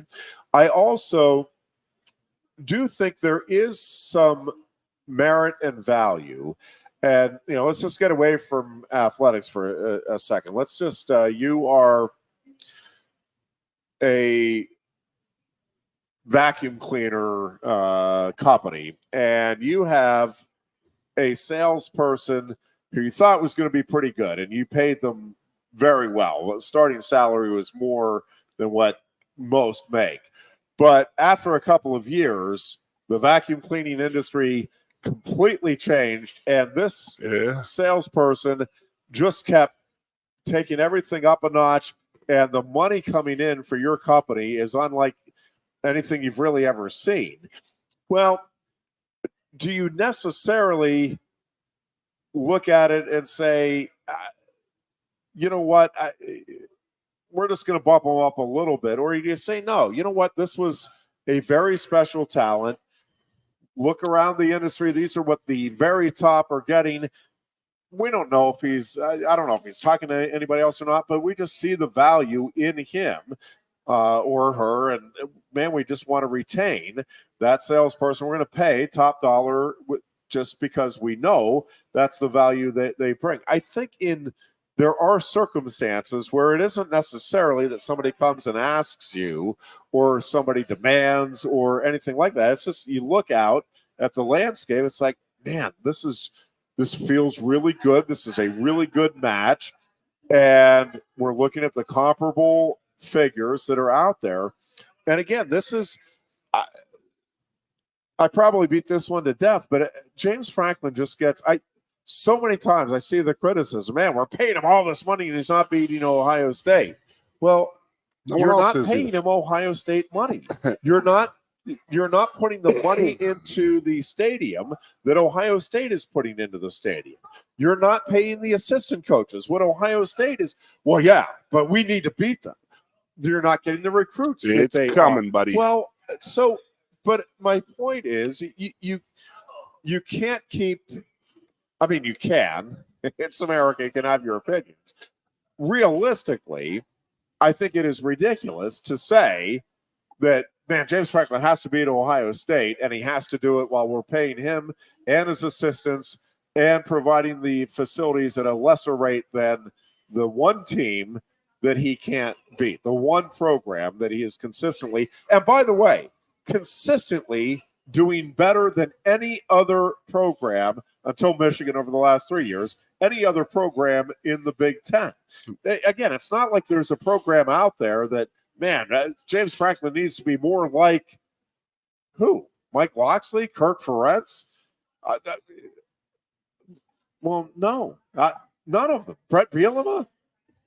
No. He has done as well, again, until the last 3 years in Michigan, as anybody in the Big Ten against Ohio State. Ohio State just happens to be outstanding and has more resources at its disposal than any other program in college football and in college athletics. They have the highest budget. They have the best facilities, the highest budget, and they pay the most. Of course, James is a top 10 paid coach. We're a top 10 team. We're a top 10 to 15 recruiting class. We're a top 10 to 15 team all the time. I mean, what we're paying for is what you're getting right now. Yeah. But let's take into account, Jeffrey, you know as well as I do, the athletic department wasn't on like solid ground 4 years ago before Pat got here. I mean, there was a lot of animosity around there. I mean, our stadium was getting dilapidated. There was nothing being done there. I mean, they did nothing to that stadium, upgrades and anything for 20 years. Like, that's scary, man.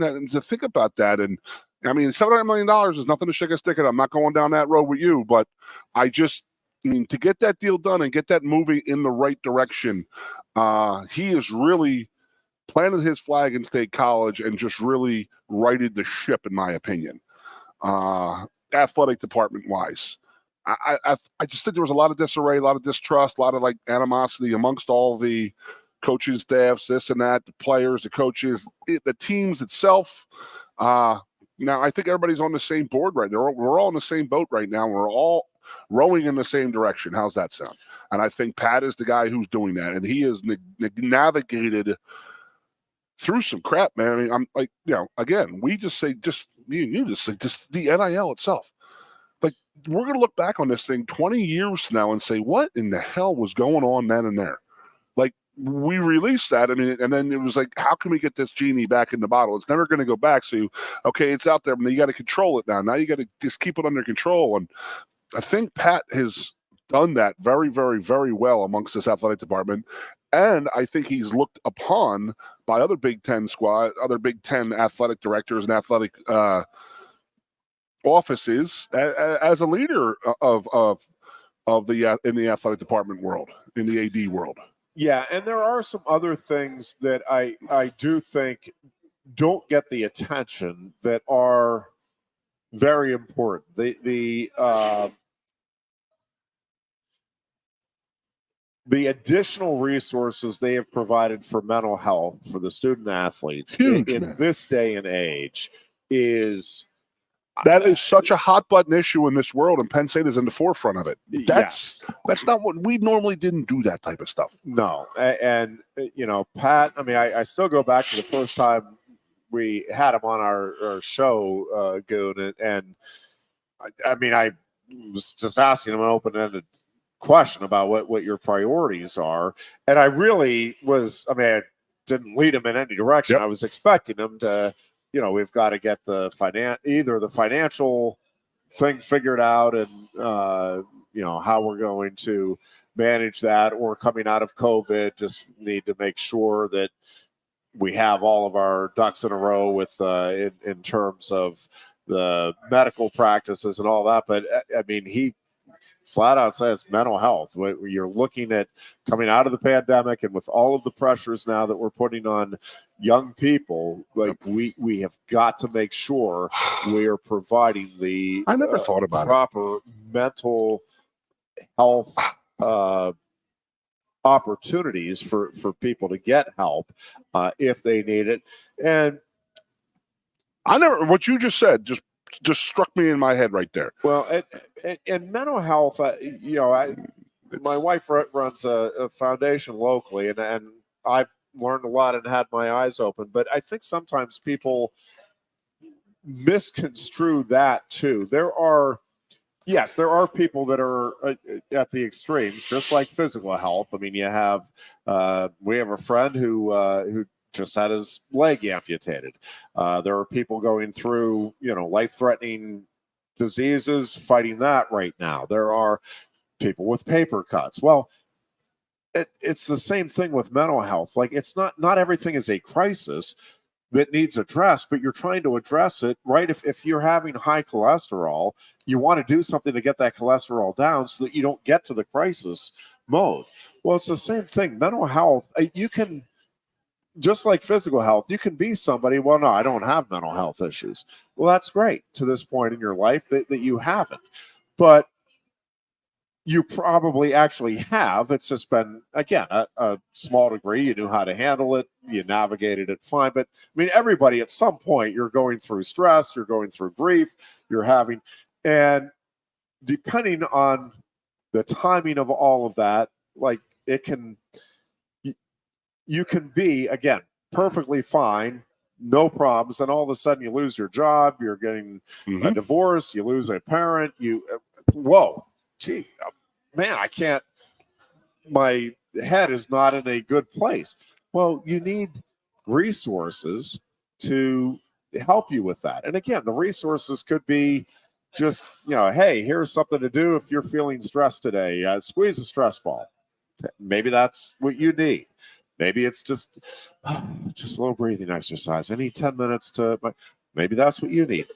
Maybe you need to really delve into, all right, this is the history. These are the problems I had as a child and I never dealt with, and you need professional counseling and professional help to figure it out and sort through all of that.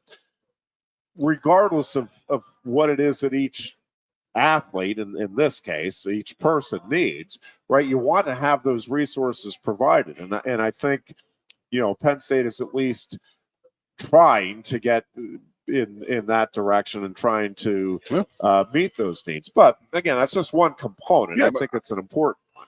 I do want to say I never took into account a player's NIL money as stressful. I mean, you know as well as I do, the more money equals more problems. Well, that's how I feel. I mean, you're depending on circumstances there too, right? Like if you come from a background where you're impoverished, your family is impoverished, there's a different kind of pressure on you coming here. And man, I need to provide. I'm in college, but I need to provide for my family. Or you have a great freshman year where you start making money your sophomore year, and then that dries up. You don't have a good sophomore year, and then that money goes away. And now that pressure from the family who is looking at you, needing you, relying on you, not everything, some things. I mean, and then, then you actually, I mean, me or you, we feel a little responsibility towards our advertisers, make sure they're getting the most out of their buck and stuff like that. For sure. I mean, does a player feel stressed that he's not, maybe he's hurt? That's a huge thing with an athlete that no one really talks about. I mean, when you're hurt and you feel like you're not helping the team, you're not doing anything, you're a detriment to the team, but you're still collecting money from an NIL, that could be a weird feeling. And some guys handle it well. Some guys can't handle it. Some guys can. Who knows? But I never really thought about the mental aspect of the NIL. And like I said, what if it is become to the point where, okay, well, we need you to help the family out. And then you can't provide for the family. It's like that's more stress added onto your world that you really don't need. And remember, we're here to get a college education first. That's why we're here. And yeah. Again, I wouldn't want Pat's job. There's a lot going on, man. A break here. I want to delve into some other topics here as well as we continue with our Tuesday edition. It is the Lion Country Kia Goon and Ironhead show. We are at Quaker Steak and Lube in State College. Coast into fall with a new Kia from Lion Country Kia. Right now, get a 24 Kia Seltos for 5.25% APR for up to 48 months. A new Sportage plug-in hybrid at 0.9% APR. Check out our 23 Sorrento hybrid for as low as 4.5% APR. And don't forget, all 2023 and 2024 Kias come with a 10-year, 100,000-mile limited warranty. Stop in and meet with one of our sales experts today and coast into fall at Lion Country Kia. We want to see you in a Kia. If you love wings, if you love rings, and all kinds of other tempting things, great times, great food, get to Quaker Steak Lube. Get our Best Wings USA, signature sauces, mouth-watering appetizers, or any of our delicious award-winning lube favorites. Great times, great food, get to Quaker Steak Lube. The Center Hall Farm Store has been serving Center County and beyond for well over a half century. A small family business, the Center Hall Farm Store specializes in animal nutrition and manufactures its feed fresh using local ingredients. Get the best in horse, cow, pig, chicken, and bird feeds. If you're not already a customer, stop in and see why so many of your neighbors are. The Center Hall Farm Store at 110 West Allison Street in Center Hall, or call us at 814-364-1393. The State College Spikes are hitting the field all summer long. Enjoy fun, affordable family entertainment as the future of baseball is on display in Happy Valley. Spikes games have something for everyone at the new-look Medler Field at LeBron Park. From great giveaways to fantastic deals, from special appearances to plenty of fireworks, all the way through September 3rd. For tickets, call 814-272-1711 or get the schedule and buy and download at statecollegespikes.com.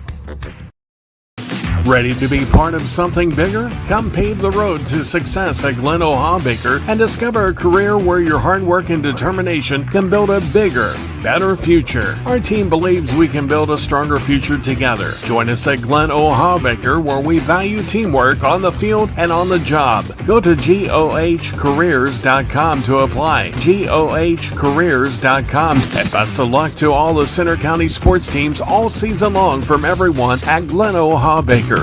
With a Timber Kids savings account, you can start to save money, earn prizes, and teach your kids the value of savings. It's easy as 1, 2, 3. Building futures is what we do at TFCU. You really need to belong to a credit union. You belong at TFCU, Timberland Federal Credit Union, a credit union you can grow with. The Goon and Ironhead.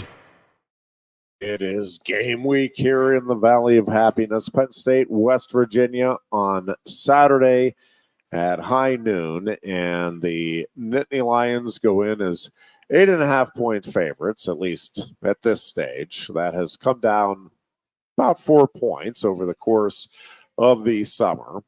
And I do think the heat could be a factor here, and I think that does play in Penn State's favor, as Chris Buchanani said preceding our show. But I just like the overall matchup in this game for Penn State going in. A couple of things I did want to touch on elsewhere in the world of sports. Did you get to watch the Little League World Series? Sure. So it was funny. I just had a conversation with somebody on Sunday about the lack of fundamentals in sports kind of across the board right now. And we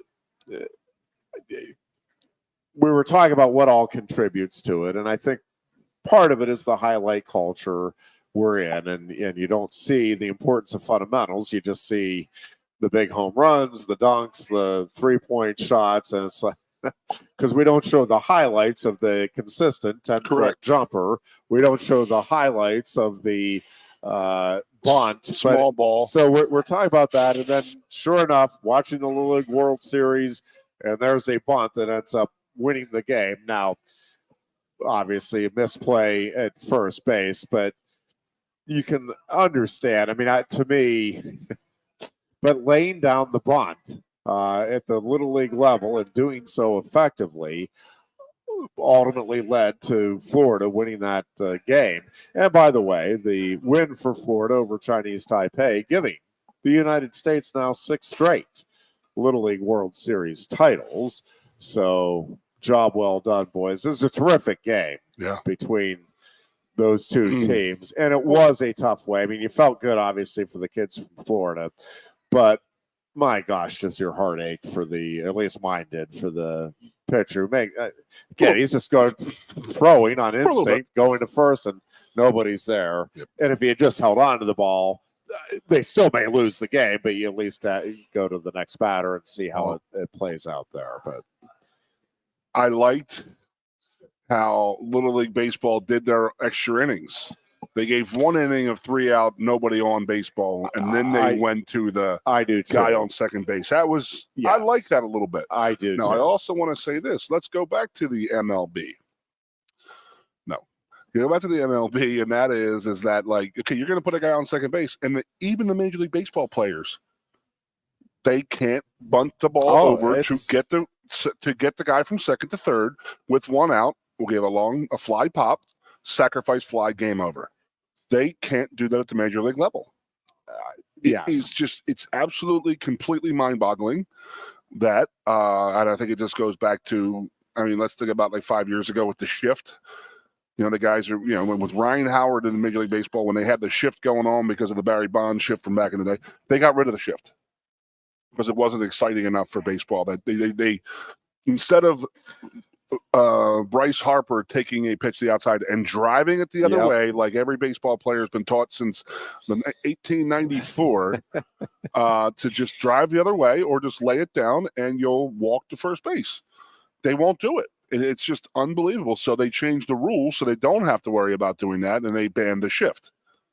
So it is what it is. But love seeing that. The small ball is a. I would rather see small ball than what do they call it, gorilla ball, with the whole everything just being home runs and stuff like that. That being said, we'll go next year, Jeff. We'll go next year. And Aaron Judge can do it all. But what Aaron Judge is doing this year in the major leagues, he and Shohei Ohtani, they were having an interesting conversation this morning on Fox Sports with the what would be the more impressive feat if Aaron Judge breaks his own American League record for most home runs in a season, or Shohei Ohtani getting to the 50-50 club. And I don't know what the answer to that debate is, but you are seeing this has been great for baseball, and to me it is reminiscent. It's not generating the same type of nationwide enthusiasm and following, but it is reminiscent of McGuire and Sosa. But the nice thing about this one is, at least in the moment, where nobody is under the cloud of suspicion. Correct. Like, neither of these guys are seemingly, at least that we're aware of, have any hint of wrongdoing beneath the surface here. And again, we obviously never know for sure what else is going on. But I mean, Aaron Judge is just what is actually not more impressive, as impressive, because he is just a giant of a man. Mm-hmm. So the fact that he's hitting home runs, it's like, well, yeah, big guy, hit ball, home run, that's the result. But he has a chance to win the Triple Crown this year. Like, he is batting right around 333. His RBI total is over 100. Like, this isn't a guy, and that is impressive for a guy that size to not be striking out consistently because of the length of the swing that he has to have. Like, what he is doing is extremely special. But Shohei Ohtani may, in fact, be that once-in-a-century player. Yep. Babe Ruth and now Shohei Ohtani. And I don't know who else you could really compare those two with in the history of the game. But what Ohtani is doing with the factoring in the steals as well, he's not amazing. A small man. And if he next year does come back and pitch that's my question. Half as effectively as what he had been beforehand, I mean, you are talking about already, you're talking about legendary stuff. Again, if he gets to 50-50, and that certainly is within reach. I mean, it's not a gimme. It's not a layup at this point. It's already at 40-40 right now, right? Yes, before we're even at the end of August. Games. It's bonkers what he is doing, has done. Yeah, I mean, if he doesn't get another hit all season, if they rest him the rest of the way, it has been a spectacular, breathtaking, monumental achievement of a year. But if he can get to the 50-50 mark, Goon, I mean, again, what both of those guys are doing, and I show them the same. We've never had a 50-50, right? Correct, and the importance of what they are doing for the sport, I don't know that it can be overstated. Now, for you as a baseball person, naturalist and stuff like that, going out and getting Soto has made Judge this hard, like, impossible to go against. You could pitch around guys before to get to him. You had Giancarlo Stanton there, but you know what? Giancarlo Stanton could not stay healthy, could not do this. You put Soto out there, and he is just as freaking good. He's a future multiple MVP winner. If he doesn't, he may even have one or two already. He's a young guy, but putting him ahead of Judge, and where they have to pitch to Soto you got to pick your poison, man. That's an amazing thing what they've done, and for a baseball naturalist, you have to understand that and realize that. But 50-50 is on the docket. I mean, I did see the other day Jose Canseco was 40-40-40 man. And I was like, that's unbelievable because there's a guy, but look at the videos. It's insane what he was doing. But the Sosa McGuire thing was just insane because you knew it was drug-induced. I'm going to tell you right now, Aaron Judge has been the same size for the last 10 years, and so has Ohtani. And then my question is, And you didn't do see you let Ohtani pitch next year? If you're getting what he is doing right now as a DH, do you even say go out there and pitch? Absolutely. Are you serious? Oh, yes. You would risk an injury. I would he is an elite pitcher, man. But then, do you know how rare elite pitchers are in the major leagues? He's not doing he's not doing 40, 50 if he's pitching every fifth day. Probably not. Okay. But he's winning you a bunch of games doing that, and he's still giving you tremendous production at the plate. Maybe not 50-50, maybe not even 40-40, but would you take 40-30? Yeah, exactly. And a 15-game winner? 45 and 32, I think I'm we'd in. be all right with that. No, it's amazing. Pirates, I like the move. I'm a little curious about why the move with O'Neal Cruz going from shortstop to center field. I think in a lot of ways it makes sense. I am a little perplexed about why you're doing it with a month plus left That's what I was in going to this ask season. Like, why not just wait until you get through the year? And it's not working. I mean, defensively, he just never picked it up again. I haven't watched him in a couple weeks. It has been a struggle, and from what everybody in the organization says, it's not a lack of effort. I mean, he has worked his tail off to become a better shortstop. He's just a giant of a human being, and you would think his tools would suit him well as a center fielder.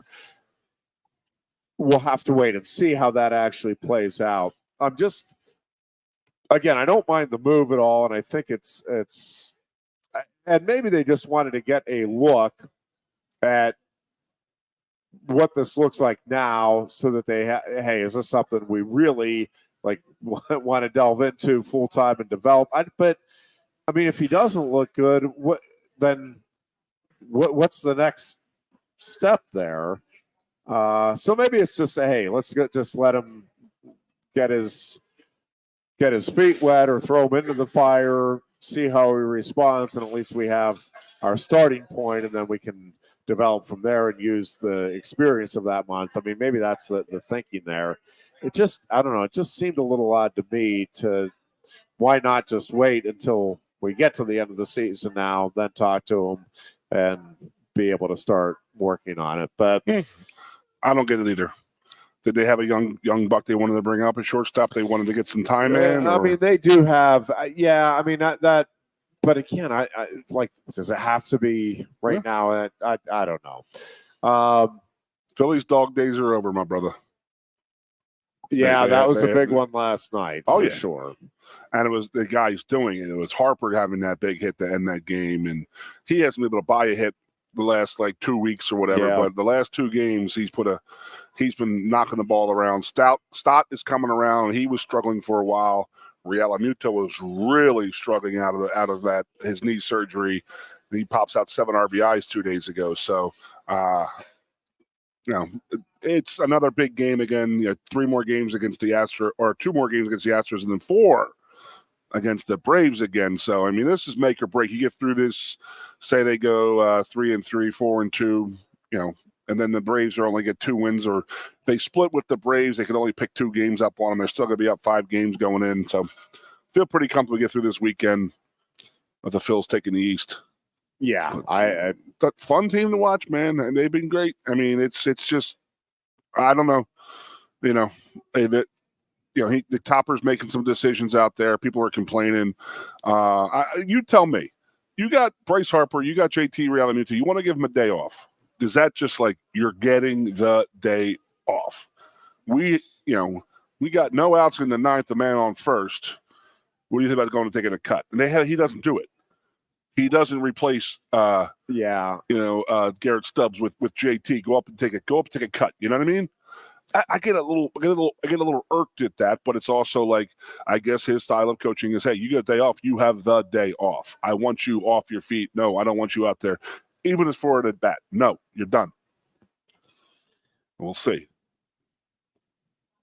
Yeah, to me that seems silly because you're in it to try to win as much as you can. But he's prepping for the playoffs, man. Yes, if on the other end of that you have a player who feels a little pressure, is appreciative of having those days off and knowing both mentally and physically that I can check out today. I don't need to. I don't know. Maybe there is something to that. Yeah, the last two games against the Royals, he bought up guys from Lehigh Valley because he wanted to give his starting five an extra day off. That goes a long way because you could tell that they were sputtering a little bit as starters, and then Wheeler goes up there last night, pitches very good, but the Astros are a damn good team, and they had the lead, and the Phillies had to come back from that, but hopefully he's pushing all the right buttons like he has in the last few years. Yeah, just as it's gonna be a fun fall, buddy. I think, and I get baseball. Each sport has its own culture and everything else. You have a long off season in baseball. It's 162. Go play. If your team needs you, go play. Like, it's not that grueling of a sport from a physical standpoint. I mean, maybe mentally they need the days off to refocus, and it just, I don't know. Cal Ripken could do it every day. If you're healthy, go out there and do it. Just go.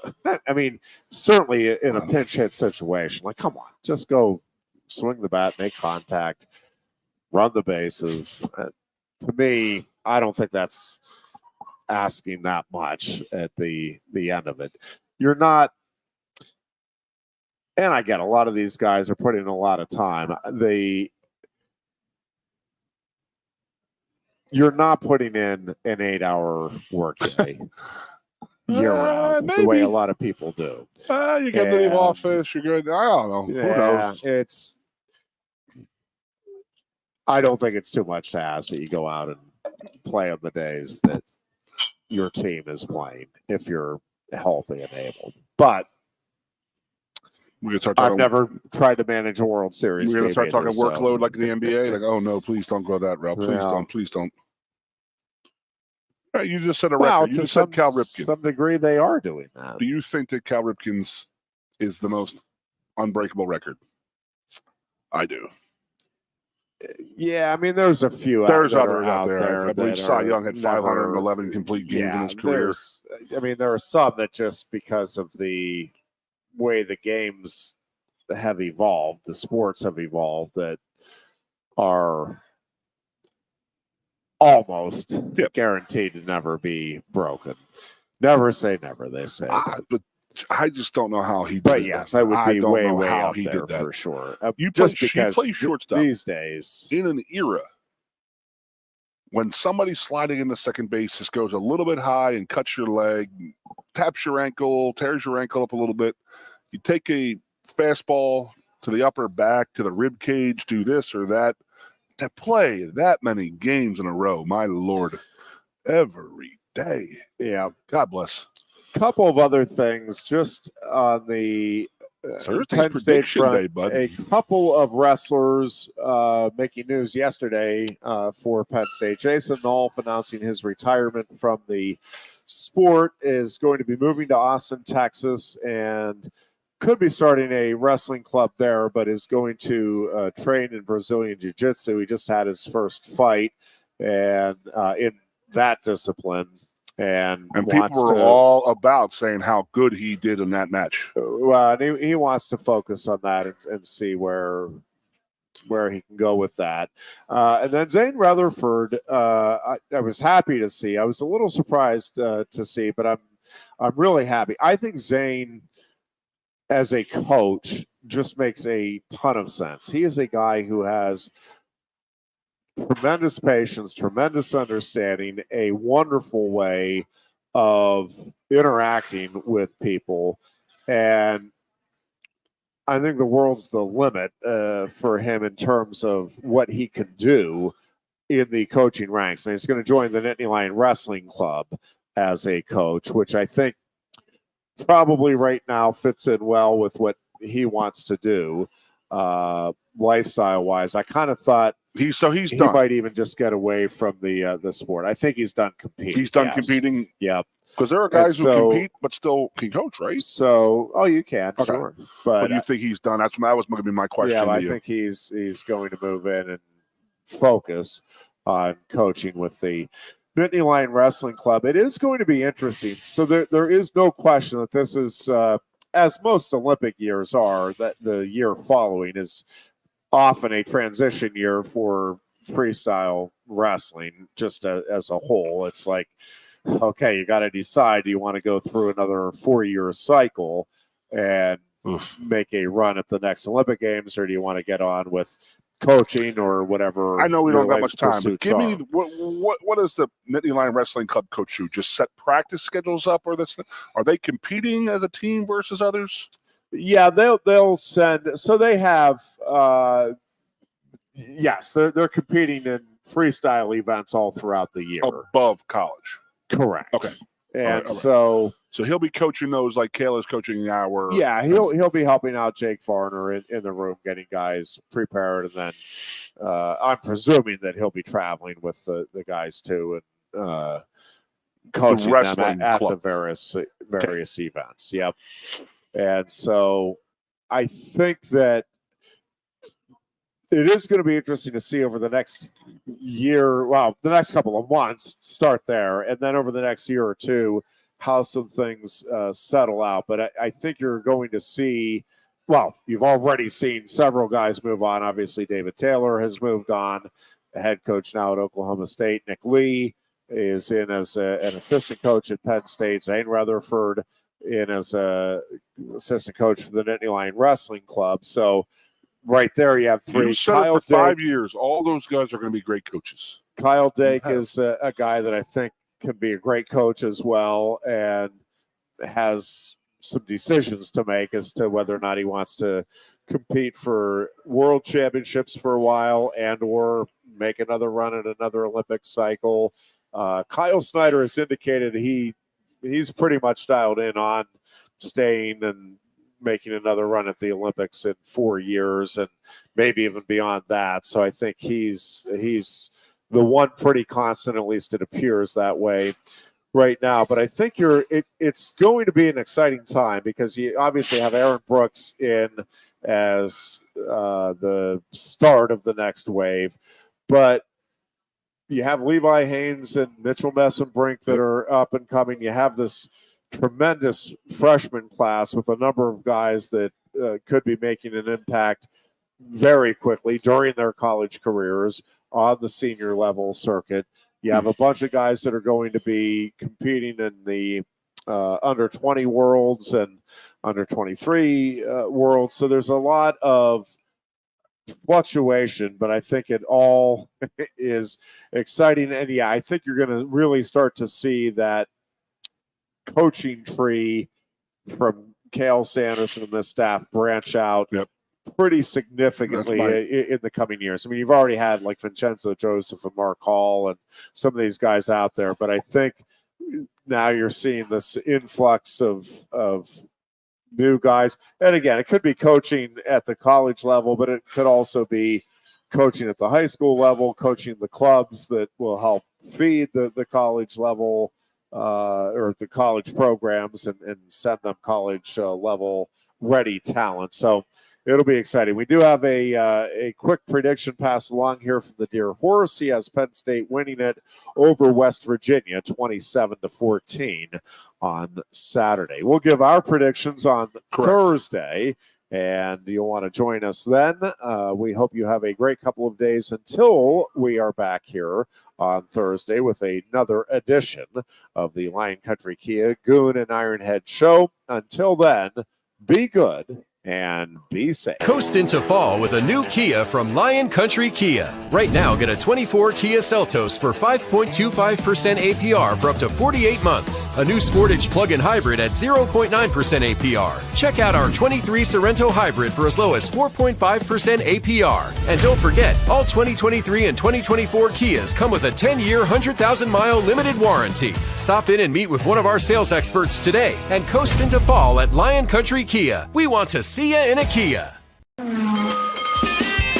If you love wings, if you love rings, and all kinds of other tempting things, great times, great food, get to Quaker Steak Lube. Get our Best Wings USA, signature sauces, mouth-watering appetizers, or any of our delicious award-winning lube favorites.